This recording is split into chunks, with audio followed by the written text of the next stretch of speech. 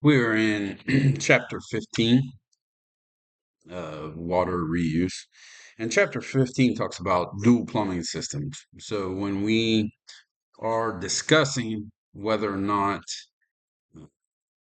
to implement water reuse, if we're using it in a commercial building or a residential building, we don't have to have two pipe arrays in the building to be able to correctly use water reuse within the building.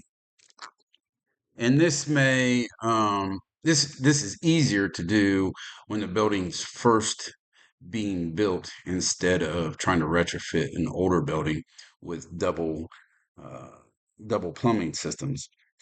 What we would use in a commercial building would be fire protection sprinkler systems, toilet flushing, other types of things that we can, supplement the water supply in a commercial building. And in a residential, typically here in America, we would use it for irrigation.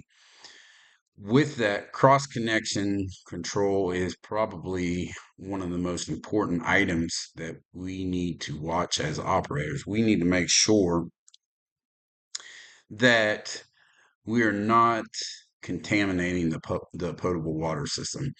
So the book goes on, and we'll touch base, but make sure you have your proper backflows or vacuum pressure breakers, and then do your visual inspections to make sure that yearly that there is not a cross connection.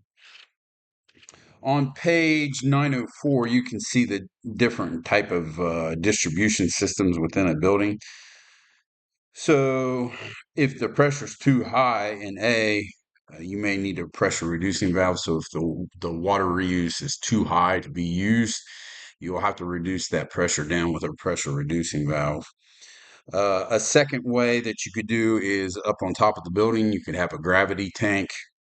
Um, or on B, you could have a hydroponic tank, which is basically a pressure tank that you can use to provide pressure to the building. So just depending on how big your building and what you're using it for, and your supply pressure coming in will depend on your array of piping and how you're going to supply that to to your commercial building. 152907 shows a typical residence. Well, I wouldn't say typical, but uh, a residence that is using water reuse for irrigation. And with that irrigation, you'll have sprinkler heads, you'll have maybe a telemetry unit or some sort of unit where you can change where the flow goes and how long the flow goes to a certain section of the yard. And depending on the house, that can be pretty fancy or can be pretty basic, depending on what type of house you have.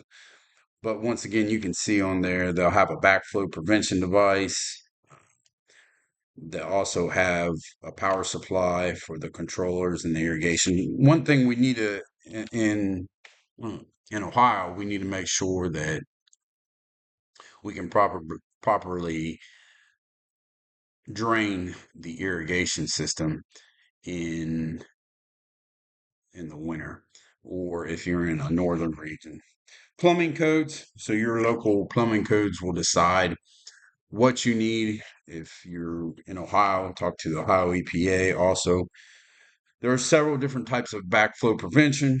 Air gap is the gold standard or the most non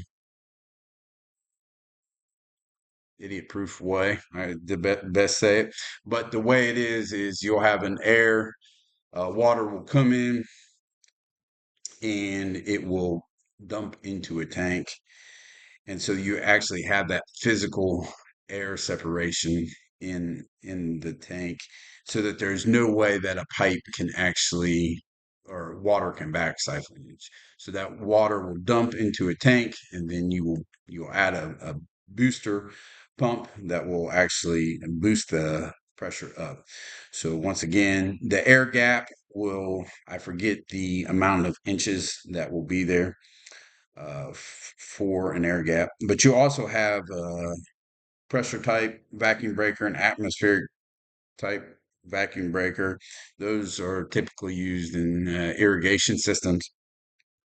And then your double check valve backflow preventer,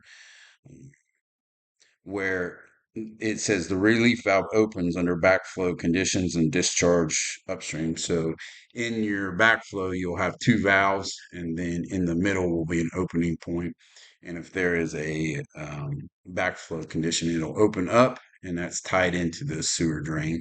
There's a couple pictures of those on 15.3.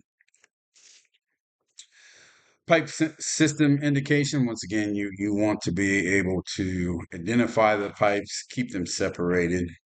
Um, the inspection, visual inspection, cross connection inspection, and that's pretty much uh, page 15. Another thing that you need to watch out for is, once again, just your salinity, how much TDS and how much salt you're putting out into a certain type of irrigation system to make sure that you're not being toxic to the plants. Thank you.